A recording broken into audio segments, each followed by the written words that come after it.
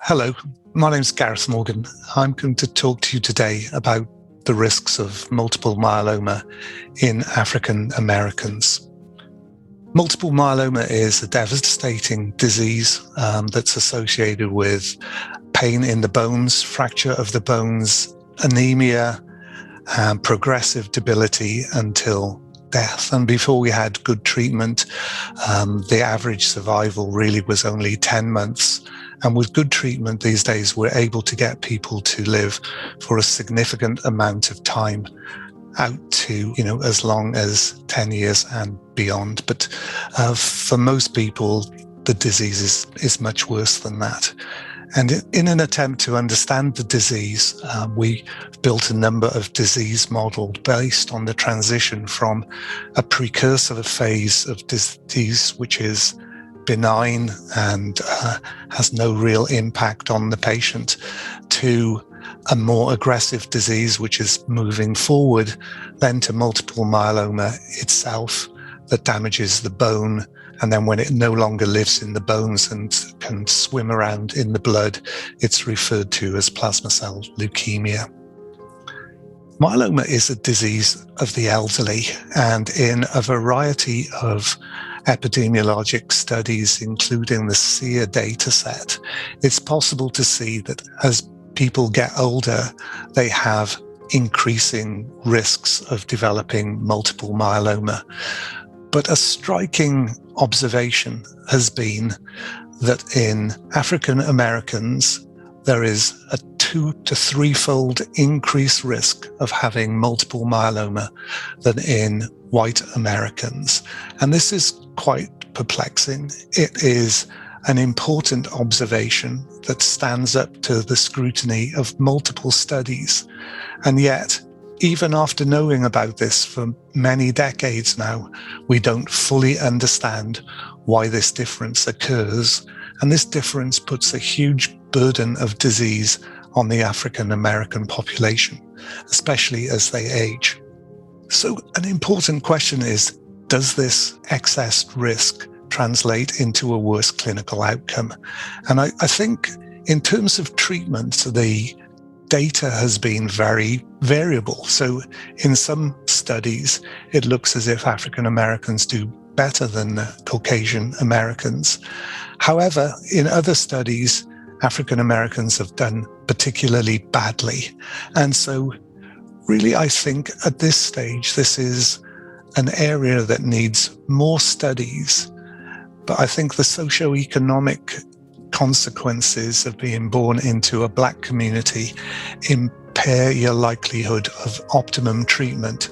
And so potentially, not only is there an increased risk, but there is an increase in the negative outcomes associated with treatment. It's generally agreed from a number of important commentators that these are important factors in the disparities that beset the African American community. And as such, fully understanding how they arise and how we can deal with them is a very important and current question that society has to address. And we can think of the causes as being a number. So why is there an excess risk in African Americans? Well, we can think of immune causes, so variations in the immune system, because this is very much a tumor of the immune system. Is it lifestyle? Is there something about exposures and socioeconomic status that contribute to increase this risk? Or are they all genetic? Is this something about inheritance within the African American community? Or alternatively, is it bias and racism? And I intend to discuss these different points in more detail. And so chronic infection and immune stimulation have been known to impact on the immune system for a long time. And the idea is that chronic immune stimulation stimulates the production of these abnormal precursor cells that lead to multiple myeloma, and so therefore increase the risk. yet. A number of studies have been carried out looking for associations. They've looked at allergy, musculoskeletal disorders, rheumatoid arthritis, chronic infections. But while people have looked, an answer has not really been forthcoming. And it has to be said that even after a decade of research, that no convincing evidence exists of an association between chronic immune stimulation and an excess risk of multiple myeloma in the African American community. A factor that is important and is known to be important is obesity. It's a common lifestyle-related factor in the US that is active in both European and African Americans. It is, I think, now pretty much unequivocal that people who are obese have an excess risk of a number of cancers, including multiple myeloma. But still, the outstanding question is, are these differences in obesity between the African American and European American community sufficient to explain the difference in risk? And this remains an open area that is still the subject of increasing research. Further, socioeconomic status is known to impact the risk of multiple myeloma, and a number of studies have shown that not only is there kind of disparity in terms of socioeconomic status between the African American and European American population, but patients who are socioeconomically deprived have impaired outcomes. And so, again, this is an important area where we can make big differences, improving outcomes for the cases that develop multiple myeloma. The way to determine whether there's a genetic component to risk of multiple myeloma in African Americans is, of course, to go back to Africa and look to see whether there's an excess risk among Africans. And when people have tried to do this, the Gambia was a good country in which to ask this question. And largely, a population-based study there collected cases and found that the risks in Africans were the same as they were in African Americans, with a 2 to 3-fold excess. You can use self-reported race as a way of determining whether there are genetic differences between African American and European Americans. And it looks in an initial small study that there were an excess risk of specific genetic subtypes in the African American populations, which are associated with relatively good prognosis, which would map with the clinical studies. The rather better way of addressing the impact of genetics and the combination of African and European genes is to rely on information from the African diaspora. After they were brought to America, they were initially in the South, but since that time, the diaspora have become more diverse and have moved progressively in a number of ways across the US. And what we know from studying the genetics of these populations is that African Americans are unique. They're composed of both African and European genes, and in the South, the combination can be approximately 80% African, 20% European and Native American, whereas in the greater the distance you move from the South, the more likelihood there are of European genes, and you can have as many as 30 to 40% European genes. And this really does have a potential impact on the risk for individual patients. A study that looked at this found that you can dissect out risks much better by using this genetic information than you can by using self-reported race, and this will allow us to be able to identify significant features much more readily than simply relying on a person's perception of their race.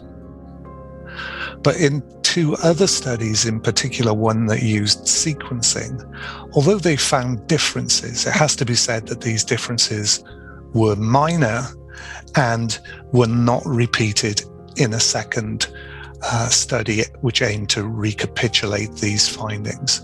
So at this point in time, while there are appealing suggestions that the genetics and outcome may be different, I think we have to start from the point of equipoise, where we don't know whether there are or aren't genetic differences between the different populations. There are other ways that you can define risk, and one of these ways is called Genome-Wide Association Studies. These are called GWAS, and the aim is you look at inherited variations or variants that differ between large populations. So the majority of these studies have been done in European populations and found a number up to 25 inherited features that affected your chances of developing multiple myeloma. And with a group in California, a recapitulation of these studies in a large group of African Americans was carried out. And this was a successful study in that it was able to show that the features increasing the risk of multiple myeloma are common between African American and European Americans. No specific locus was found that was specific to the African American population. And so where are we then? We've managed to show very few differences. So what are we going to use as a way forward to understand the genetic differences? Well, a new development came along recently, which were called mutational signatures. And in cancer, there are a number of different mutational signatures. And in myeloma, there are only a limited number of these signatures. And so it's been possible to look between African Americans and European Americans on the signatures which characterize their cancer. And so we've learned several things from this study. One is that myeloma probably starts 20 to 30 years before it develops clinically, which can improve epidemiology studies which aim to see environmental factors which increase risk. So an important feature of the information we've learned from applying immune signatures to studying the patterns in European and Africans or African Americans is that there are 4 different trajectories based on 2 immune signatures, one called non-canonical aid and the other called APOBEC. These are indicators of the strength of the immune response in an organ called the germinal center. And importantly, we find differences between Europeans and African Americans. And one potential explanation for this could be that in Africa, when humans evolved originally, a strong immune response was essential to be able to survive until adulthood, to pass on your genes. This strong immune response, when moved to the Americas in a world that is now largely sterile, could no longer be as pro-survival as it was originally. And under those circumstances, the enhanced immune response can lead to enhanced off-target effects, enhanced immune signatures, and an increased risk of multiple myeloma as a consequence. This is an important fact because if we can understand this, there are ways now where we can condition the immune system to reduce that overactivity so that any excess risk of multiple myeloma could be reduced. And I think this is a very exciting potential for the future.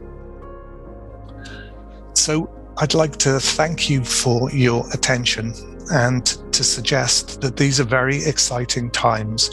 We're really starting to understand the genetic features that increase the risks of multiple myeloma within the African community, and how interactions with the environment are increasing these risks.